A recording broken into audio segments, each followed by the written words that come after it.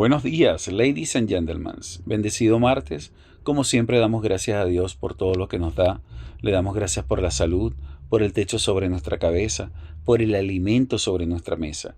Le damos gracias por la familia, por los amigos, por el empleo, por los estudios, por los proyectos.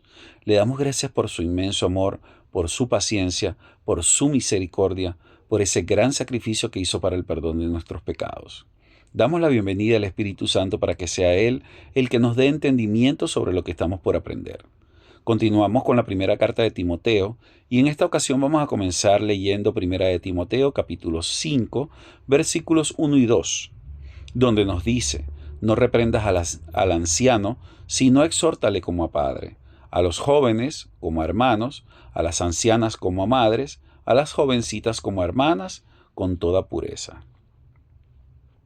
Aunque Pablo escribe esta carta pastoral desde la distancia, la manera como precisa esta serie de consejos al joven pastor nos revela cuánto conocimiento tenía el apóstol de la iglesia de Éfeso. En este texto encontramos una especie de ternura pastoral respecto al tratamiento que debe darse a cada miembro de la iglesia, según su edad y condición social. El énfasis de Pablo es sobre la amabilidad y el cuidado que debe haber al momento de exhortar a las ovejas, pues no todas son iguales. No reprendas al anciano, sino exhórtale como a padre. El contenido de este texto nos muestra a la iglesia como una familia donde es requerida la disciplina para confrontar a cada uno de sus miembros. Los primeros en la lista son los ancianos. La palabra reprender es usada para golpear algo. Por lo tanto, Pablo aconseja a no ser ásperos con ellos, porque nos merecen respeto y consideración. Ellos debieran ser tratados como si fueran nuestros propios padres. A los más jóvenes como hermanos. Al dirigirse a los jóvenes, ellos debieran ser considerados como hermanos de sangre. De acuerdo con esto, en la iglesia debe existir un trato de igualdad y un espíritu de comunión entre todos. La diferencia de los jóvenes y los ancianos es su madurez. Ellos merecen el mismo respeto que un anciano. Necesitamos paciencia con ellos porque alguien la tuvo con nosotros. A las ancianas como a madres. El tratamiento para las ancianas es el mismo consejo dado para los ancianos. Ellas deben ser tratadas como a madres, dominando el concepto del respeto y la reverencia. La verdad es que estas recomendaciones requieren de una profunda humildad y una buena dosis de sabiduría delante del Señor, porque esas edades ya están curtidas de experiencia. No será lo mismo corregir a un anciano que a un joven. De allí la necesidad de pedir por sabiduría al hacerlo. A las jovencitas como hermanas, con toda pureza. Con esta exhortación sobre cómo tratar a las jovencitas, nadie quedó fuera en la iglesia en el cuidado pastoral. La recomendación es amonestar a las jovencitas como hermanas. Eso es con toda pureza. La palabra hermanas es una consideración seria para el pastor a la hora de darle consejería a ellas, sobre todo cuando se nos demanda hacerlo con toda pureza. Esta es la actitud correcta. Luego nos habla en este capítulo 5, versículos 3 al 16, sobre las viudas. Nos dice textualmente: honra a las viudas que en verdad lo son. Mas la que en verdad es viuda y ha quedado sola, espera en Dios, y es diligente en súplicas y oraciones noche y día. Sea puesta en la lista solo la viuda no menor de 60 años, que haya sido esposa de un solo marido, pero viudas más jóvenes no admitas, porque cuando impulsadas por sus deseos se rebelan contra Cristo, quieren casarse. Quiero pues que las viudas jóvenes se casen, críen hijos, gobiernen su casa, que no den al adversario ninguna ocasión de maledicencia. Si alguna creyente o alguna creyente tiene viudas, algún creyente o alguna creyente que las mantenga y no sea agravada la iglesia a fin que haya lo suficiente para las que en verdad son viudas. Pablo le dedica 14 versículos de este capítulo al tema de las viudas. Por la manera como describe a estas mujeres en su condición social, podemos inferir unas tres cosas. Primero, la importancia de cuidar a estas mujeres después de haber perdido a sus maridos. Segundo, la importancia que ellas fueran ya de cierta edad, no jóvenes. Y tercero, su llamado a la familia de ciertas viudas a cuidar de ellas.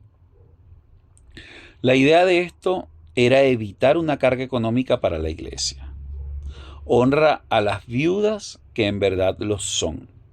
De acuerdo con esta recomendación, Timoteo debió conocer muy bien a su iglesia para distinguir y honrar a esa mujer que quedó sola y que llena los requisitos por ser viuda en verdad. En el resto del pasaje, Pablo advierte sobre la necesidad de hacer un estudio social, porque si alguna de estas mujeres tiene hijos o nietos, que sean ellos quienes aprendan a honrar a sus padres, como dice el mandamiento dado por Dios. Cuando leemos un poco del comienzo de la iglesia en Jerusalén, pronto nos damos cuenta de que el nacimiento del ministerio de los diáconos tuvo que ver con la falta de atención de las viudas griegas. Esto lo podemos ver en Hechos 6, 1 al 7. De esta manera, la iglesia le prestó atención a las necesidades de esas mujeres cuando llegaron a esta condición. Santiago 1:27 nos dice que la religión pura y sin mácula, además de atender al huérfano, es aquella que cuida a las viudas en sus tribulaciones. Mas la que en verdad es viuda y ha quedado sola, espera en Dios. La atención y el ministerio a las viudas formó parte de la sociedad de Israel. Pasajes como Salmo 68:5, donde se habla de Dios como padre de huérfanos y defensor de viudas, y luego la ley que las protegía en Deuteronomio 14:29, 24:19 al 21, 26:12 al 13. Nos muestra el lugar que estas mujeres tenían en la sociedad. De esta manera, la iglesia continúa asistiéndolas, pero especificando a la que en verdad es viuda. La palabra usada por Pablo es despojada, privada o desamparada. Entonces, ¿cuáles son las verdaderas viudas según la visión de Pablo? Observe lo que dice el versículo 9 al 10. Sea puesta en la lista solo la viuda no menor de 60 años que haya sido esposa de un solo marido, que tenga testimonio de buenas obras, si ha criado hijos, si ha practicado la hospitalidad, si ha lavado los pies de los santos, si ha socorrido a los afligidos, si ha practicado toda buena obra. Si esa mujer no llena estos requisitos, no entra en la lista. Pero viudas más jóvenes no admitas. Pablo nos dice en su testimonio personal que él no fue gravoso para con la iglesia. Por eso trabajaba con sus propias manos para sostenerse. Y ese principio se observa en estas recomendaciones. De esta manera le dice a Timoteo que no admitiera viudas más jóvenes, porque terminan después casándose otra vez.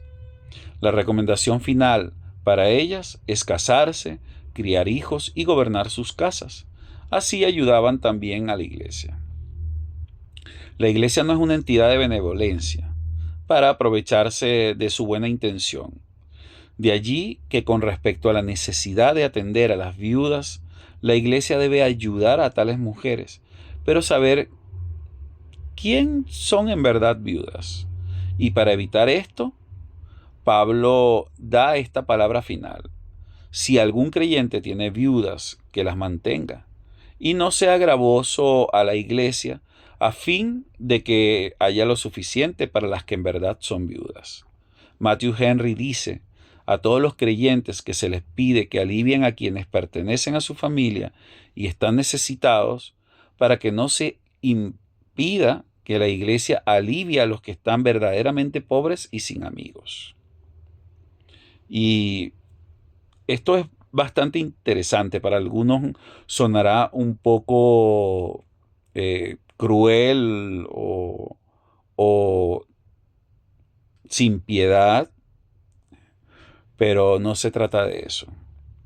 Es simplemente no tomar lo que para las verdaderas personas necesitadas está destinado.